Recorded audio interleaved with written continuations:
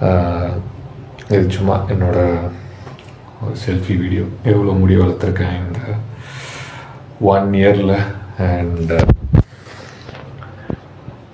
எவ்வளோ என்னோடய ஃபிசிக் எப்படி இருக்குன்றதுக்கு நானே ட்ராக் பண்ணிக்கிறதுக்கான ஒரு வீடியோ. அவ்வளவுதான். மாநகரம் போன்ற பல படங்கள் நடித்து பிரபலமானவர் தான் நடிகர் ஸ்ரீ. இவரை பத்தியான நியூஸ் தான் இப்ப சோசியல் மீடியால அதிகமா பேசப்பட்டு வருது. இந்நிலையில் தான் நடிகர் ராகவேந்திரன் ஸ்ரீ என்னுடைய அண்ணன் தான், அவரை பத்தி தெரியாம தப்பா பேசாதீங்கன்னு ஸ்ரீவுடைய தற்போது நிலை குறித்த எமோஷனலா பேசியிருக்காரு. அதோட ஸ்ரீ குறித்த செய்தியை கேட்டு அவருடைய பெற்றோர் ரொம்பவே வருத்தப்பட்டிருக்காங்க.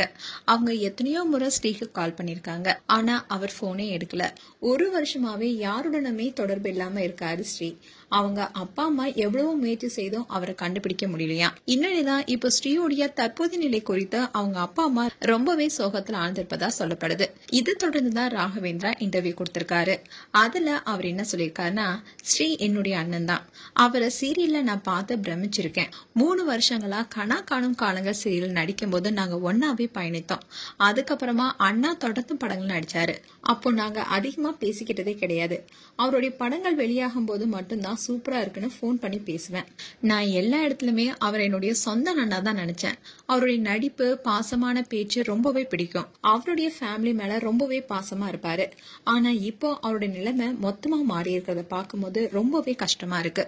அவருடைய வீடியோஸ பார்த்ததுமே முதல்ல இது அவரா இருக்காது, ஏஐ இல்ல யாரோ எடிட் செய்த வீடியோவா இருக்கும்னு நினைச்சேன்.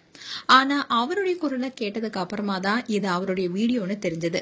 வெளியே தெரியாத பிரச்சனை தான் அவருடைய இந்த நிலைமைக்கு மன அழுத்தமும் காரணமா இருக்கு. இதே நினைவுல தான் நானும் 1 வருஷத்துக்கு முன்னாடி இருந்தேன். அதனால என்னால அவர் நிலைமையை புரிஞ்சுக்க முடியுது. ஸ்ரீ அண்ணா ஜாலியா பேசுவாரு. ஆனா ஜாலியா பேசுறவங்களுக்கு வருத்தம் இருக்காதுன்னு சொல்லவே முடியாது. அவங்களுக்கு தான் அதிகமான வருத்தம் மனசுக்குள்ள இருக்கும். அதை எல்லாத்துக்கிட்ட சொல்லி புலம்பிட்டு இருக்க மாட்டாங்க. அதனால தனக்கு தானே பேசிக்குவாங்க. ஒரு கட்டத்துல பக்கத்துல ஒருத்தர் இருக்கிற மாதிரியே பேசிட்டு இருப்பாங்க. நானும் அதே மாதிரி தெருவுல போயிட்டு இருக்கும் போது அப்படி பேசியிருக்கேன். அப்போ என்ன ஒருத்தர் கூப்பிட்டு கேட்டதுக்கு அப்புறமா தான் எனக்கே புரிஞ்சது, நம்ம ஏதோ வித்தியாசமா செய்யறோம்னு. அதே மாதிரி ஒரு முறை வாழ்றதுல பிரயோஜனமே இல்லைன்னு மாடியில இருந்து குதிக்க போயிட்டேன். அந்த நொடியே என்னுடைய அம்மா கையை பிடிச்சிருத்தாங்க. அதுக்கப்புறமா தான் நான் நிலைமையே புரிஞ்சுக்கிட்டேன். அது வரைக்கும் என்ன செஞ்சேன்னு எனக்கே தெரியல. அதே மாதிரி இப்போ ஸ்ரீ அண்ணா அவர் என்ன செய்யறாருன்னு அவருக்கே தெரியல. அவர் சீக்கிரமா மீண்டு வரணும். அவர் எதையுமே தெரிஞ்சு செய்யல.